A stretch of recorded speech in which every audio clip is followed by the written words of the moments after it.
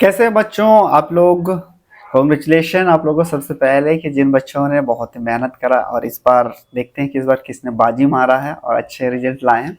तो हम लोगों ने एससीपी यानी हॉस्पिटल एंड कम्युनिटी फार्मेसी का हमने ये चीज़ देखा था हॉस्पिटल मैनेजमेंट में कि आपका किस तरह से क्वेश्चंस में ये पूछा गया था मेनली कि ड्रग डिस्ट्रीब्यूशन क्या क्या करते हैं, जैसे कि इन पेशेंट में करते हैं, आउट पेशेंट में करते हैं।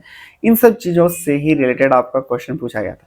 इनको हमने यूट्यूब पे भी इसका इम्पोर्टेंट डिस्कस किया था, साथ में ऐप में पूरा का पूरा ये आपको बढ़ाया गया। चलिए देखते हैं किस प्रकार का क्वेश्चन पूछा गया था। देखो पहला क्वेश्चन पूछा गया what is drug distribution. Drug distribution क्या है? ड्रग डिस्ट्रीब्यूशन के बारे में बात करें तो एक तरह का प्रोसेस है जिसमें हम लोग क्या करते हैं, फिजिकल ट्रांसफर करते हैं स्टोरेज एरिया से लेके हॉस्पिटल में जो पेशेंट तक करते हैं उसी को हम लोग डिस्ट्रीब्यूशन के नाम से जानते हैं। तो राइट आंसर क्या होगा बताना आप लोग कमेंट में बताओ जल्दी। बिल्कुल राइट आंसर के बारे में बात करें तो ये हमारे पास बी होगा। चलिए नेक्स्ट क्वेश्चन पूछा गया what is the term for drug distribution to patient that occupy bed in hospital. पूछ रहा है कि जब हम लोग ऐसा पेशेंट को ड्रग को डिस्ट्रीब्यूशन करते हैं यानी दवाई देते हैं जो बेड को ऑक्यूपाई करता है तो उसको हम लोग इन पेशेंट के नाम से जानते हैं। उसको हम लोग इन पेशेंट ड्रग डिस्ट्रीब्यूशन के नाम से भी जान सकते कह सकते हो। तो उसे हम लोग क्या कहते हैं, राइट आंसर क्या होगा? राइट आंसर के बारे में बात करें तो बिल्कुल आपका बी होगा। चलिए नेक्स्ट क्वेश्चन पूछा गया what is the main drug distribution system in hospital pharmacy. Hospital pharmacy में मेन जो है ड्रग डिस्ट्रीब्यूशन सिस्टम होता क्या है? पहला ऑप्शन दिया है कि इंडिविजुअल प्रिस्क्रिप्शन ऑर्डर मेथड, फिर हम लोग फ्लोर स्टॉक मेथड यूज करते हैं, या फिर कंबाइन जो है इंडिविजुअल और फ्लोर स्टॉक मेथड का करते हैं, या फिर हमारे ऑल ऑफ एवर। देखो अगर हम लोग डिस्ट्रीब्यूशन के बारे में बात करें तो ये हम लोग सारे के सारे मेथड का यूज करते हैं। राइट आंसर क्या होगा दोस्तों? बिल्कुल right answer is your D. चलिए नेक्स्ट देखते हैं। नेक्स्ट क्वेश्चन पूछा गया यहाँ पे which method involve the physician right prescription in individual patient who patient relative and obtain prescription drug from any medical store hospital.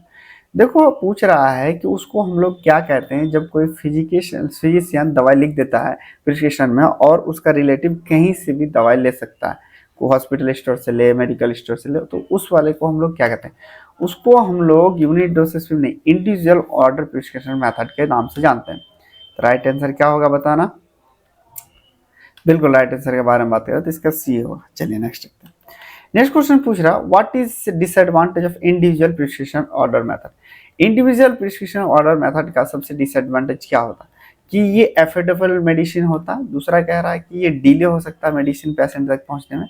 ये कभी कभी बेटर कंट्रोल हो सकता है, फिर कभी कभी इसमें इंटरेक्शन पेशेंट फार्मेसी प्रोवाइड करता है। अगर हम लोग बात करें तो इसमें क्या होता है कि कभी कभी आपका डिले होने लगता है। रीजन क्या है? देखो जो दवाई आजकल जो सिलेंडर चला हुआ वो क्या करता है, वैसे जगह ही डॉक्टर दवाई मिलता है जो उसके नीचे का ही स्टोर में मिलेगा, अदरवाइज कहीं नहीं मिलेगा। तो आपको क्या बाहर जाएंगे तो घूमेंगे इधर उधर यहाँ वहाँ, तो टाइम में तो डिले होगा। नेक्स्ट क्वेश्चन देखते हैं। नेक्स्ट क्वेश्चन पूछा what is the decentralization unit dispensing system. एक होता हमारे सेंट्रलाइजेशन, एक होता हमारे डिसेंट्रलाइजेशन। जब हम लोग यूनिट डोसेज डिस्पेंसिंग सिस्टम करते हैं तो दो तरह के सिस्टम करते हैं। ऐसा सिस्टम जहां दवाई को स्टोर कर लेते हैं फार्मेसी में और डिस्पेंस करते हैं जब उसकी जरूरत पड़ती है। दूसरा कह रहा है ऐसा सिस्टम जहाँ पे हम लोग नर्सिंग स्टेशन या स्मॉल फार्मेसी में रख देते हैं और फ्लोर वाइज का उसके बाद वहाँ से हम लोग स्टोर करते हैं। फिर आता है ऐसा सिस्टम जहाँ हम लोग इनवेलप में देते हैं। फिर ऐसा सिस्टम जहाँ पे हम लोग स्टोर जो करते हैं पेशेंट रूम में करते हैं। अगर हम लोग बात करें तो इसमें क्या होता है कि इसमें स्मॉल फार्मेसी में यानी कह लीजिए सेंट्रलाइज होता है तो डायरेक्ट देता है। डिसेंट्रलाइज मतलब पहले हम लोग स्मॉल नर्सिंग स्टेशन में रख देते हैं और उसके बाद फिर वहाँ से हम लोग पेशेंट को देते हैं। यहाँ पे दोनों इन्वॉल्व होगा, यहाँ से पेशेंट यहाँ तक जो है यह नर्स इन्वॉल्व होगा और स्मॉल फार्मेसी तक यहाँ पे हमारा फार्मासिस्ट इन्वॉल्व होगा। चलिए नेक्स्ट देखते हैं। नेक्स्ट क्वेश्चन पूछा what is the purpose of crash cart in ICU, NICU, emergency ward. Emergency ward में क्रैश कार्ट का फायदा क्या होता है? इसमें नॉन एसेंशियल ड्रग रखते हैं या इमरजेंसी ड्रग रखते हैं या फिर हमारे पास पेशेंट को रिकॉर्ड रखते हैं या फिर हमारे पास मेडिकल। अगर बात करें तो इसमें हम लोग इमरजेंसी ड्रग को रखते हैं और इसको इजीली ताकि कंज्यूमेबल किया जाए। चलिए नेक्स्ट क्वेश्चन पूछा पूछ रहा which of the following the common drug use in ICU for pain relief. पूछ रहा है कि कॉमन ड्रग कौन सा यूज करते हैं हम लोग पेन रिलीफ में जो आईसीयू में यूज करते हैं। एस्पिरिन है, मॉर्फिन है, एट्रोफिन या तो फिर इपिनेफ्रिन।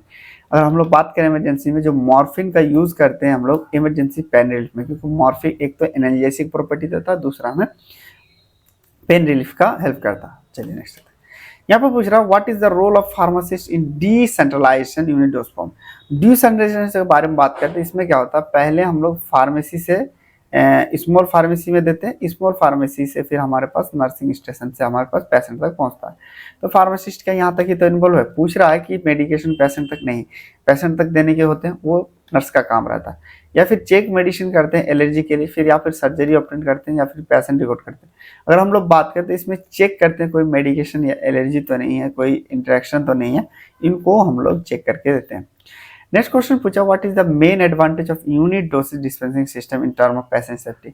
पेशेंट सेफ्टी के अनुसार जो यूनिट डोसेज सिस्टम है उसका मेन एडवांटेज क्या है, कि ये इंक्रीज मेडिकेशन एरर करता है या फिर ये रिड्यूस करता है। और देखो अगर बात करें, हमने देखा कि ये क्या करता है, सिर्फ नर्सिंग स्टेप पे ले जाके अपनी दवाई रख देता हूँ, वहां से जो है पेशेंट को देने का जिम्मेदारी क्या है, नर्सिंग रह जाती है। यहाँ पे देखा जाए तो वर्कलोड तो रिड्यूस होता ही है, लेकिन यहाँ पे साथ में और देखते हैं, इसमें देखो पेशेंट सेफ्टी के हिसाब से पूछा गया।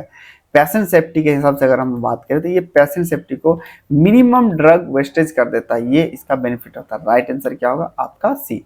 चलिए देखते हैं रिजल्ट। चलो बहुत बहुत कॉन्ग्रेचुलेशन सुप्रिया, सुप्रिया जी को इस बार सुप्रिया ने बाजी मारा, सुप्रिया के लिए कॉन्ग्रेचुलेशन सारे। फिर डीके सिंह कॉन्ग्रेचुलेशन, कीर्ति सिंह है, ठाकुर बर्ताव, अमित कुमार, मोहम्मद अरशद, बहुत बहुत कॉन्ग्रेचुलेशन आप लोग को। फिर अब आगे देखते हैं। आगे क्वेश्चन पूछा गया था जो ऑटोमेटिक डिस्पेंसिंग कैबिन होता है ये क्या होता है, एक तरह का मैनुअल स्टोरेज होता है या फिर एक तरह कंप्यूटर कंट्रोल स्टोरेज यूनिट होता है जो मेडिकेशन के लिए देते हैं, या फिर रेफ्रिजरेटर। अगर हम बात करें ऑटोमेटिक का मतलब ही ये कंप्यूटर से कंटिन्यू चलता है। नेक्स्ट देखते हैं। नेक्स्ट बहुत बहुत कॉन्ग्रेचुलेशन। फिर आता अनिशा गौरी जी, फिर अनूप है, नौशाद है, संजय है, रचना है, उम्मे कुलसुम। उम्मे कुलसुम इस बार बहुत नीचे आ गया आप, चलो कोई बात नहीं।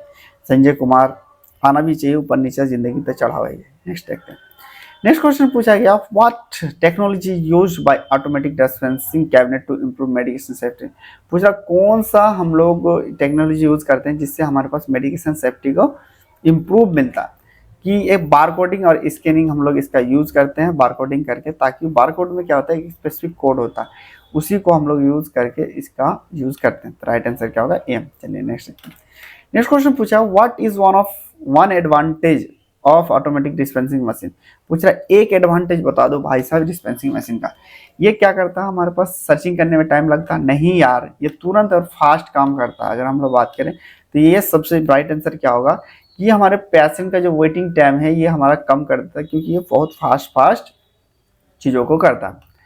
नेक्स्ट क्वेश्चन पूछा what is one disadvantage of automatic dispensing machine. पूछ रहा है डिसएडवांटेज, इस पर पूछ रहा है क्या नुकसान है। इंस्टॉलेशन जो होता है इसका महंगा होता है, इंक्रीज जो प्रॉफिट है उसमें तो होता ही है। अगर हम लोग बात करें राइट आंसर क्या होगा, राइट आंसर के बारे में बात करें तो इसके लिए हमारी ट्रेनिंग रिक्वायर्ड पड़ती है, जरूरत पड़ता है जब इसको हम लोग चलाते हैं। नेक्स्ट क्वेश्चन पूछ रहा व्हाट इज नारकोटिक। नारकोटिक हम लोग उसे कहते हैं जो नशेड़ी पदार्थ होता है। नारकोटिक पदार्थ के बारे में बात करें तो ऐसी चीज जिससे हमें ड्रग लेने के बाद वो हमें परसेप्शन क्रिएट करता है। चलिए नेक्स्ट देखते हैं। नेक्स्ट क्वेश्चन पूछा गया which of the following the common abuse narcotic. इनमें से पूछा गया कौन सा ऐसा दवाई है जो सबसे ज्यादा इसका मिस यूज होता है। मिस यूज के बारे में बात करें तो ये जो हमारे मॉर्फिन है ना, मॉर्फिन का सबसे ज्यादा मिस यूज होता है। उसके लिए तो कौन वो जो नशे लेते हैं इंजेक्शन में, इसमें उसके लिए ये ज्यादा यूज होता है, एडिक्टेड बन जाता है। नेक्स्ट पूछ रहा what is the role of pharmacist in drug distribution. Drug distribution का क्या में जब नार्कोटिक ड्रग डिस्ट्रीब्यूशन करते हैं तो फार्मासिस्ट का क्या रोल है, कि मैन्युफैक्चर करता है या परचेस। अगर हम लोग बात करते हैं ये परचेस, स्टोर और डिस्पेंसिंग का काम करता है। चलिए नेक्स्ट देखते हैं। नेक्स्ट क्वेश्चन पूछा गया how are narcotic drug store in ensure their safety. पूछ रहा है जो नार्कोटिक जो ड्रग स्टोर करते हैं तो उसका सेफ्टी को हम लोग कैसे इंश्योर करते हैं। सेफ्टी को इंश्योर करने के लिए हम लोग इसे डबल लॉक लगा देते हैं, और फार्मेसी दो डिफरेंट फार्मेसी स्टाफ पे ही यहाँ पे चाबी रहता है। कुछ भी अगर होता है तो वो सारे के सारे जिम्मेदार वो दो फार्मासिस्ट पे ही जाता है। राइट आंसर क्या होगा बी। नेक्स्ट देखते हैं। नेक्स्ट क्वेश्चन पूछा how must be maintain for all narcotic drug in hospital. पूछ रहा है कि किस तरह से हमें मेंटेन करना चाहिए। इसमें क्या है अलग रखेंगे, इसका ट्रांजेक्शन लिखेंगे, और कौन कौन से इसमें लाया गया, कितना बिका, ये पूरा का पूरा इसमें हम लोग सेपरेट करके रखें। चलिए नेक्स्ट क्वेश्चन पूछा गया था how long must be recorded dispensing narcotic maintain. अगर नार्कोटिक ड्रग को हम लोग मेंटेन करें तो कम से कम हमारे पास कितने दिन का रिकॉर्ड होना चाहिए। बात करें तो हमारे पास मिनिमम अगर बात करें 3 साल का रिकॉर्ड होना चाहिए, किसको आपने दिया और क्या इसका मिस यूज है। आई होप बहुत बहुत कॉन्ग्रेचुलेशन एक बार फिर से आप लोगों को जिन्होंने बहुत ही मेहनत कर। चलिए दोस्तों फिर मिलते हैं